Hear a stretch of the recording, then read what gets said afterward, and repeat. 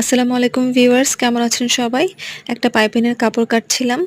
প্রথমে ৪ কোণা একটা কাপড়, এটা স্কয়ার শেপের, এভাবে ৩ কোণা করে ভাঁজ করে নিয়েছি। কোণাকুনি অবশ্যই কোণাকুনি করে নিতে হবে, কারণ আমরা পাইপিনের কাপড়টা কোণাকুনি করেই কাটবো। আমি যেভাবে দেখাচ্ছি এভাবে ভাঁজ করে খুব সহজেই আমরা পাইপিনের কাপড় কেটে নিতে পারি। ভিডিওটি দেখে ভালো লাগলে অবশ্যই কমেন্ট করে জানাবেন। আপনাদের উপকার হলে সেটাই আমার সার্থকতা।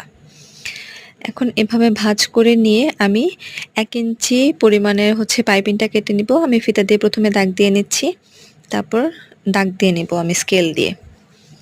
এই যে এভাবে দাগ দিয়ে নিয়েছি। আমি ১ ইঞ্চি নিয়েছি, আপনারা চাইলে আপনাদের পছন্দ মতো করে নিতে পারেন। এবার আমি দাগ বরাবর কাপড়টা কেটে নেব। যেহেতু একটার উপর আরেকটা ভাঁজ হয়ে আছে, আঁকাবাঁকা হয়ে যেতে পারে, তাই এক হাত দিয়ে আমি চাপ দিয়ে কেটে নিচ্ছি।